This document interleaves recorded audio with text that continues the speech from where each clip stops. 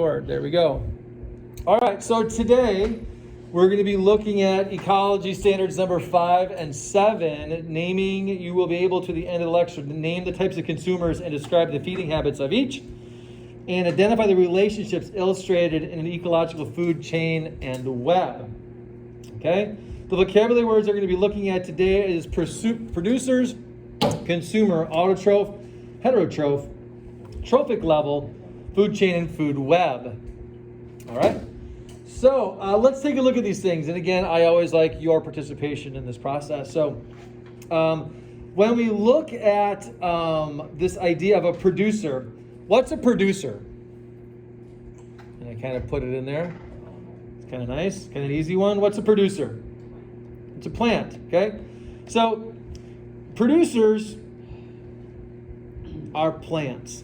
And we call them, here's one of our terms, autotrophs.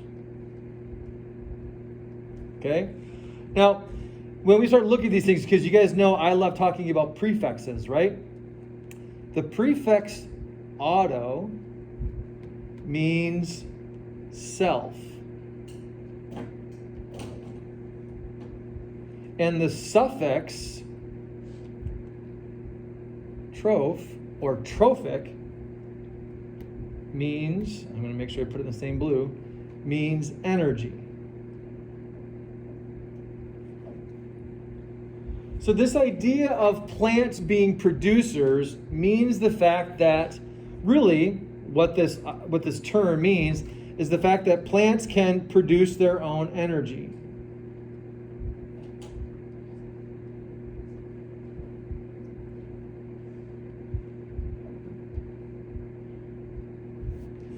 Remember, plants produce their own energy through what process? Photosynthesis. Thank you very much. Okay, so we'll just say, through photosynthesis.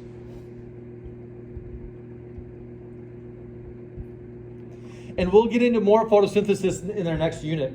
When we start looking at cellular processes, we're going to actually dive into how does photosynthesis work. But plants are producers, right? And they're producing their own energy. Now, again, through the process of photosynthesis, what is that energy that they're making? Do we know? Like, what do they make?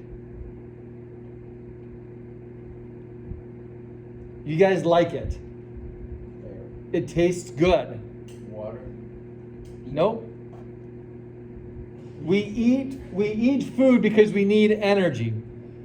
We convert this into ATP, and this is what plants make.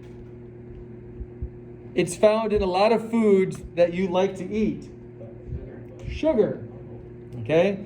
So when we talk about plants being able to produce their own energy through photosynthesis, that energy that they're making is sugar. And really, and in fact, what we call glucose. Okay? So when we talk about plants being producers, it's because they make glucose.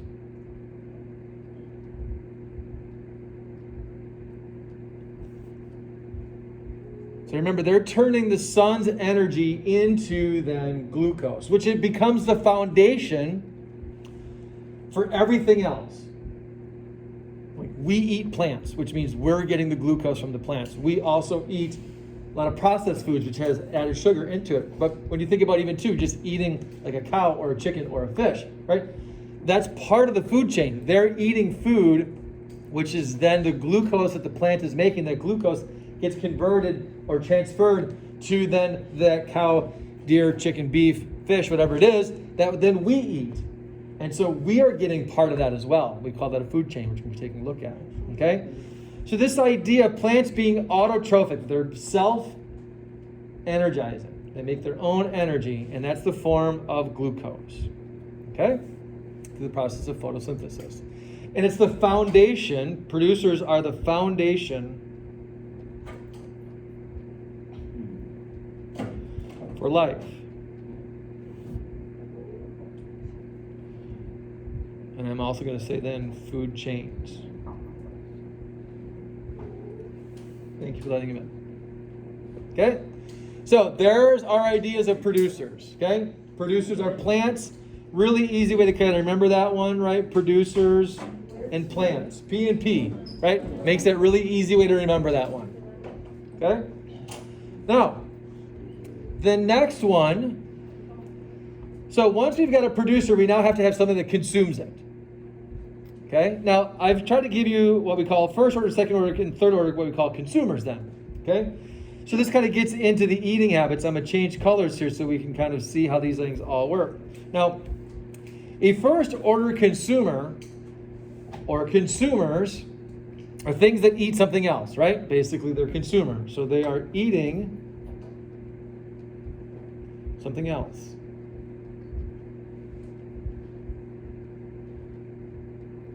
We call these things that eat something else, we call these things heterotrophs.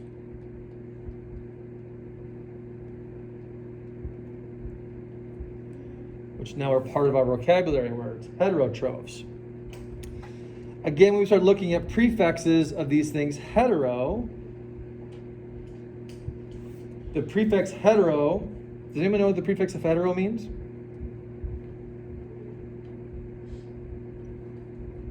So it's like if you think about it being a heterosexual, like the opposite sex. So hetero means opposite or not your own, not the same. Okay. So for this one, we would say not own. And again, that suffix of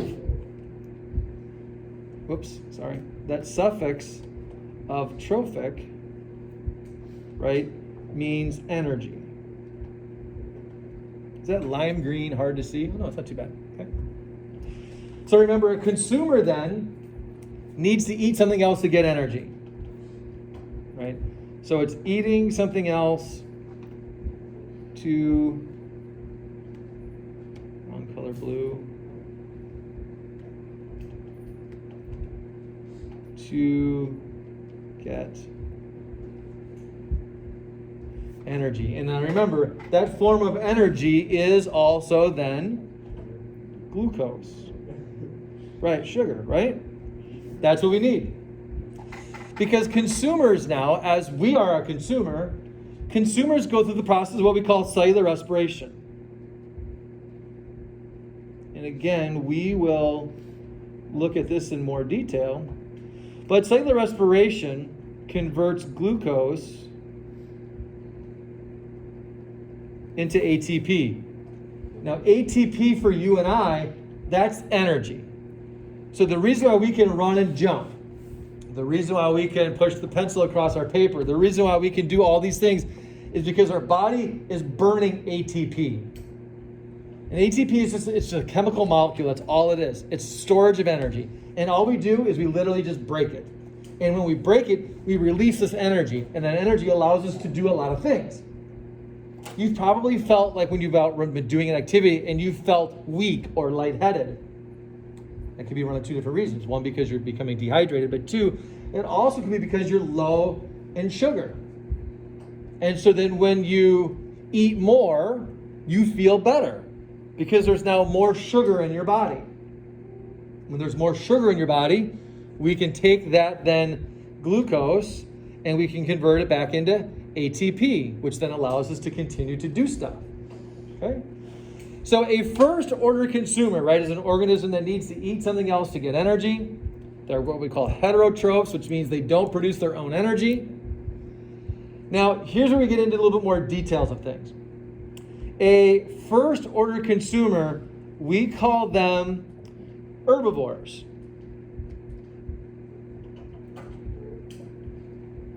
So a first order consumer can be either an herbivore or technically an omnivore.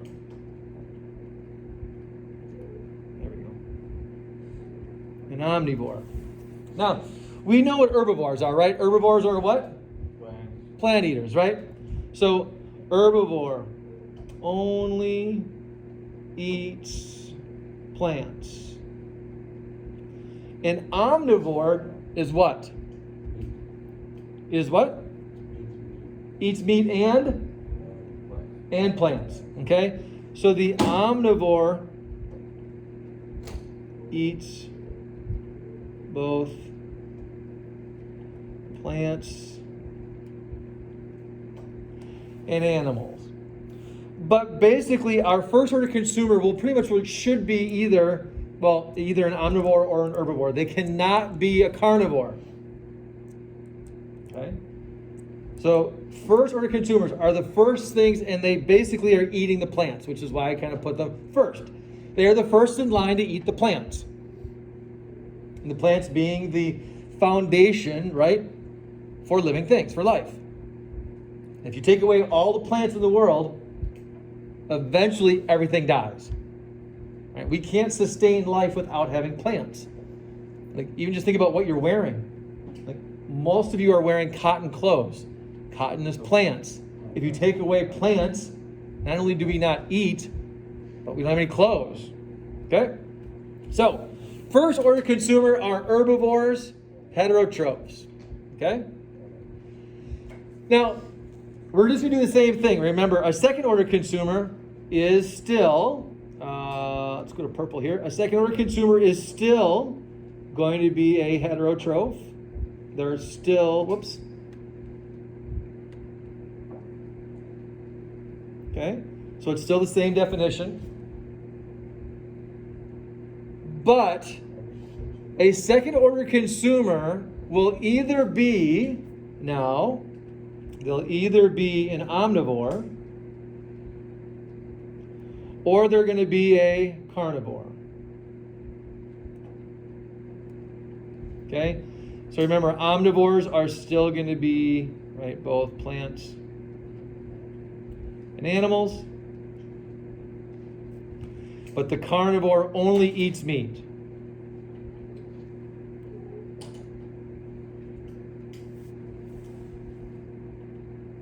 So remember, heterotrophs still only eat omnivores or carnivores. Remember, they're omnivores or carnivores, still to get energy, right? This is still, this whole idea is, right, to get energy. And remember that energy will still be in the form of glucose. Does that make sense? Right? So humans are kind of weird, right? Because we can be a first order consumer, right? If you're a vegetarian, or if you eat a salad, you'd be considered a first order consumer. Humans could be a second order consumer, like we would eat a cow. So if you have steak, the cow would be the first order consumer, we would be the second order consumer. Right? We could be a third order consumer as well, as you start now putting these things together. So as you kind of see here, what happens is, so I gave my picture here of a snake. So the snake is eating the mouse eats the grass. See what we're doing? We're kind of making a really simple little food chain. Okay? Our third order consumers. So then third order consumers, and I'm also going to say, and fourth or fifth order consumers. So as you go up and up and up on a food chain, right? Once you get to a third order consumer or a fourth order consumer or a fifth order consumer, will always and only be carnivores. So we start getting into more of what we consider to be like our top or bigger animals too. So these order consumers, third orders, fourth order consumers become larger in size. They would eat less. Because still what they're eating, right, provides them a lot of energies, but they don't necessarily need to eat as much of it. Right, which I should need to go back and talk about the other ones then too. Right? Because remember, they're still only going to be carnivores, remember, to get their glucose. That's what we're still looking for, remember, is how do they get their energy, their glucose. But they're larger in size, they eat less because what they eat is larger. Does that make sense? Eat less because prey is larger.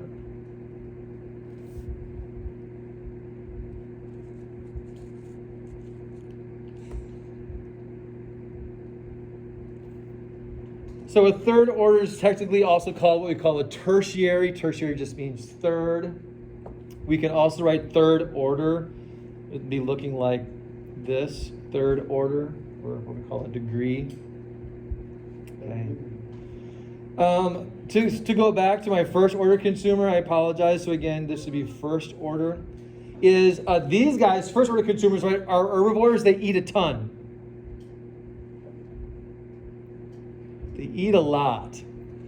Because plants themselves aren't very nutritious. They don't provide a lot of energy. So they have to eat a lot to get the energy they need. Eat a lot to get the energy needed. Okay? So now once we start getting into our consumers, right, they tend to eat less.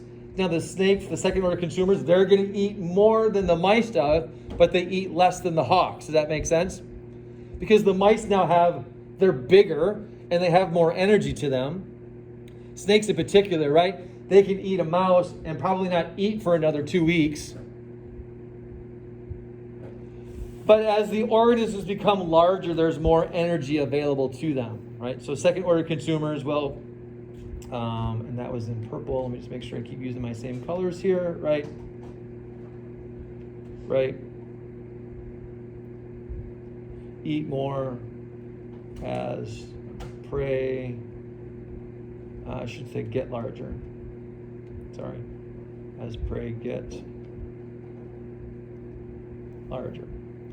And then subsequently what we find that same thing is we go from a third to a fourth to a fifth order consumer is the fact that, right, when you think about a lion as an example, right, or a cheetah as an example, as a fourth or fifth order consumer. Like a cheetah might only eat once a month, but what they're eating, they eat a lot of. Does that make sense? Right? So that food that they eat, that they kill, when they kill a gazelle, that gazelle could last them for a month. Same thing like with an alligator or a crocodile. If they get a wildebeest at the watering hole, that might last them 2 to 3 months before they need to eat again. So again, the requirements is a lot less, but when they eat, they're eating a lot of it. Okay? So this becomes in the foundation for what we call a food chain then, right? So as energy flows from one organism to the next organism. Okay? Does that make sense so far? Okay? Now, really what we've made then is we're starting to talk about then a food chain then. Okay?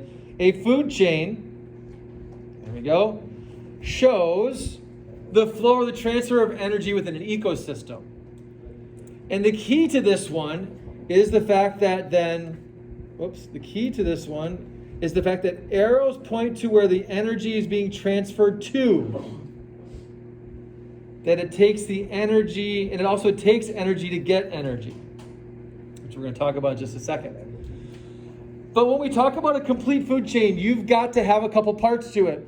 First of all, you've got to have the sun, right? So in a food chain, you've got to have the sun, because remember, this is the original source of energy. So plants, through the process of photosynthesis, are getting their energy from the sun. So they convert the chemical energy of the sun, or basically the physical energy of the sun, into chemical energy called glucose. You also then have to have a producer.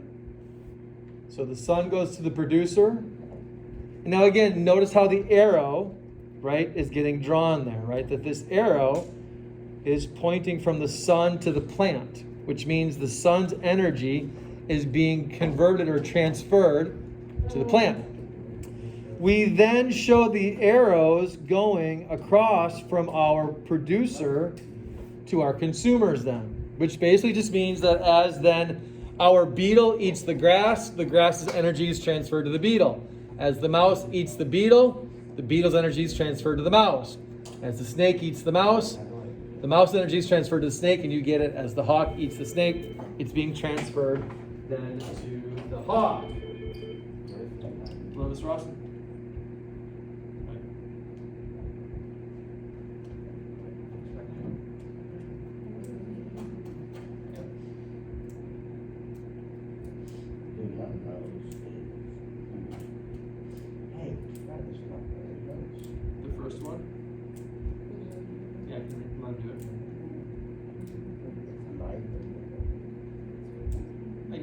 pocket. Can I do it in like 10 minutes? Okay, thanks, Jim. Bye. All right. So, in a food chain, sun, producers, we've got consumers then, and you also have to have a decomposer.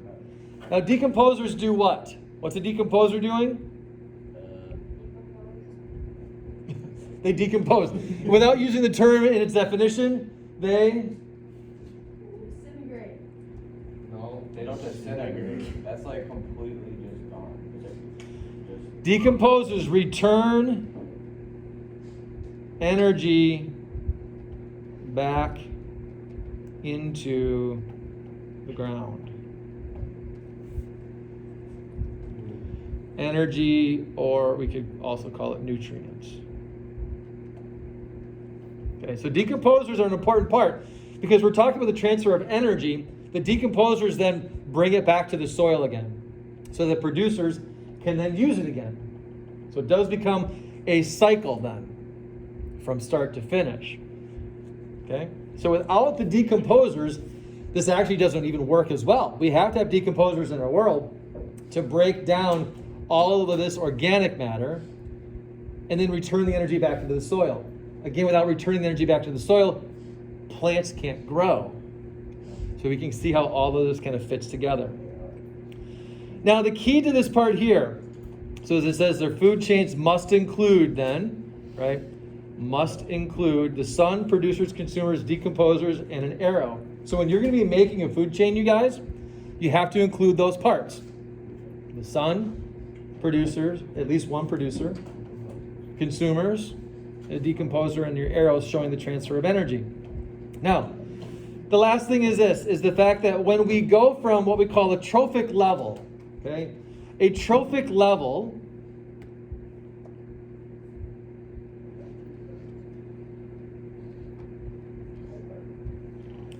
all a trophic level is, it's the exchange of energy.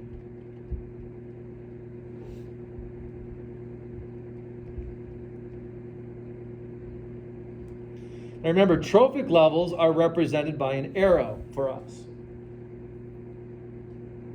So as we go from the producer,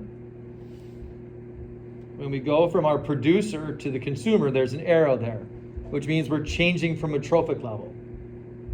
The trophic level is just an exchange of energy. The problem is that this is a fairly inefficient system. Is the fact that when we have a trophic level, I'm going to use this bright pink, is that in this instance here,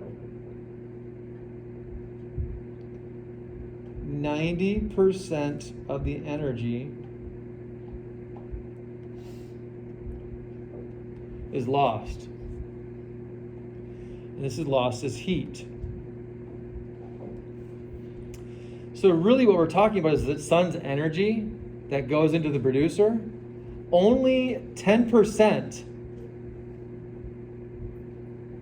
is going into the plant of the original sun's energy.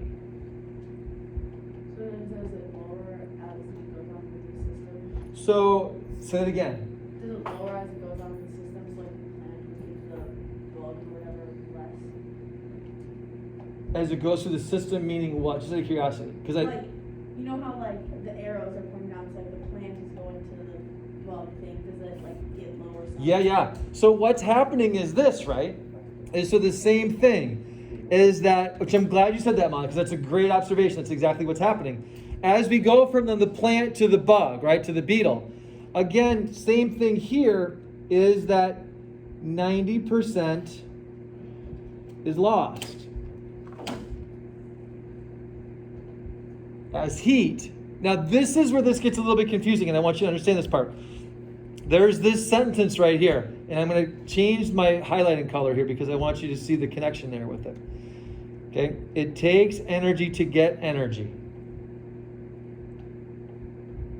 So, basically what I'm talking about here is that the beetle, right, has to go around and walk around to eat the plants, right? which means as it's walking around and eating the plants, it's expending energy. Does that make sense?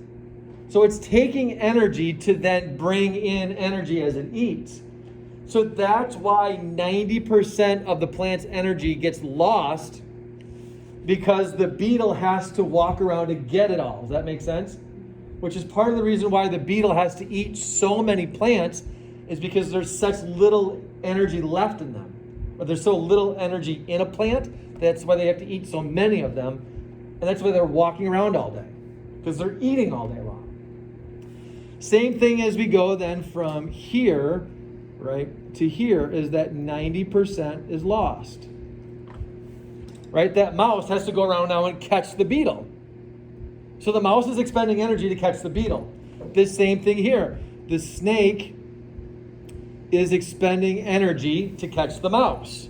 The hawk has to expend energy to catch the snake. See what we're doing now? So at each trophic level, there will always be energy being lost, which is part of the reason why consumers still need to eat a lot, is because the energy that they're expending doesn't necessarily always equal the energy they're bringing in. Does that make sense? Like you think about a cheetah as an example, right? If I said the cheetah, once it catches a gazelle, might not eat for 2 months. But that doesn't mean that the cheetah's not trying to go out and catch another gazelle. It just means that it's been running and running and running and chasing and chasing and chasing and didn't catch one. So there was a lot of energy expended, but didn't catch anything. Does that make sense? So that's why this idea of we're losing energy at each level, because it's being lost because you're trying to catch it. Okay? So, the food, now, so that's a food chain. You guys understand food chains, right? I think we've added some new parts to this part, but we've added some vocabulary words and this idea of trophic level, the exchange of energy. Okay? Now, a food web. All this represents is the connected food chains in an ecosystem. Okay? So a food web is just the connected food chains in an ecosystem. So if we talk about our forests in the Nature Center, all we're doing is we're just looking at then all those food chains connected together. A food chain represents one possible scenario. Food webs represent all of them. So you can have a desert food chain, you could have an aquatic food chain, a forest food chain. See, we're doing, or food webs, excuse me. Food webs, as they're all now showing the interconnectedness of these different things. So again, if you just look at one, if we went corn, grasshopper, frog, snake, that's a food chain. You could go lavender, butterfly, frog, snake, that's a food chain. But we now connect them all together with this idea of a food web. Now, I'm trying to show you a couple of different complexities, right? So here's a fairly simple food web, right? We could then label some parts to this, right? We've got producers down here, right? We could then say that probably this level is going to be our first order consumers. Remember, there are herbivores. They're the ones that are eating the plants. And remember, because the arrow is pointing to them. So remember, when the arrow goes from the lavender to the butterfly, that means the butterfly is eating the lavender, right? The energy is transferred from here to here. So you've got first order consumers. So we can kind of think of these things here as our first order consumers. We've also got then our producers here. Right, we then have something like our third or our second order consumers. Remember, our second order consumers now become carnivores. So they're going to be eating our first order consumers. So if you think about everything here at this line are all eating first order consumers, because again of where the arrow is pointing. And then we've also then have some, we have got then our third, that doesn't work at all, can't do yellow, sorry about that, my bad. We'll go gray. So then we have our third order consumers. And those would then be everything that's up top here that's eating all of our second order consumers. So it shows all the same information, it's just putting it in a little bit different visual format, okay? And again, those same eating habits are finding the same thing, right? Producers, the first order consumers are eating all of your producers, and they have to eat a lot of them, okay? Now, here's a different food web, which I liked because it shows then the greater complexity. This would be more of a desert kind of ecosystem. So we've got our producers again, our primary consumers, our herbivores, as all of the arrows are coming from the plants, our second order consumers, and our third order consumers. Again, all this is just showing is the fact that we gain in complexity. And as the more arrows represent, the greater the complexity of the ecosystem. That's awesome. Now, the one thing that happens, I just kind of want to show you the next example of this one. And I like it again because it shows you then your primary consumers, secondary consumers, and your tertiary consumers, your third order consumers, right? You can also see how this third order consumer of the lion also could just eat a first order consumer, right? So it doesn't necessarily mean the lion can only eat second order consumers, they can also eat first order consumers as well, warthog to the lion, okay? So this next one, and I just found this one this morning and I really liked it. This one is basically a current event for us. Do you guys know what's going on in California? What? Fires? Global warming. The fires, yes, but there's one thing that just happened recently, just this week. What's that? There's an oil spill. Off the coast of, I forget exactly where it is, but there was a ship, and they think what happened is the anchor caught this pipeline, and as the anchor was getting pulled in, it ripped off this pipeline, this oil pipeline, and oil is now getting spilled into one of the parts of the California Bay. Well, what that's doing then is it's directly impacting then that ecosystem, which is a very fragile one. So this is actually a picture of a Californian ecosystem. So you've got, right, sea animals in here. These are different types of fish. Marine invertebrates are small microorganisms. Zooplankton are smaller little things here. We've got sea cucumbers, right? Then we've got lobsters up here, sea bass, right? So as we go up here, again, we're starting to see some of the bigger organisms. And again, all of these are producers. So we've got producers, we got first order consumers, second order consumers, and then third order consumers up here. So now we start talking about this idea of this oil spill that's taking place, right? And the oil spill doesn't necessarily affect these guys as much because remember, oil floats. But it can directly affect this group right here. Now, if we think about if it's affecting this group right here, what else does it affect then? If it affects this group, if the oil spill affects this group, what else does it have to affect? Yeah, everything above it, right? Because if your second order consumers and third order consumers are reliant upon your first order consumers, and this is where this idea of human interactions, human impacts can really have a profound impact upon a food web, that this idea of this oil spill is directly impacting this middle band. Well, look at all of the arrows that are coming from it and leading away from it. It's huge. This whole ecosystem is dependent upon this idea of our producers or our first order consumers. And so then therefore, if they come out of whack, these things now begin to grow and there's nothing keeping them in check. But then these things up here will start to decrease because again, there's less of these things. So you're going to find direct results of what's happening because of then one change, which is where I really like to think of this idea of a food web, right? That it's a web, it's like a net. If you pull on one string, if we were to spray a pesticide in this field and we got rid of grasshoppers and flies, so if this one disappears and this one disappears, what else changes then, right? This goes up, this comes down, this comes down, this comes down, that comes down, because again, there will be an impact everywhere else. So this idea of a net, this idea of a web, right? When you tug on one part, it changes everything else. Everything else gets affected by it. All right? So that's my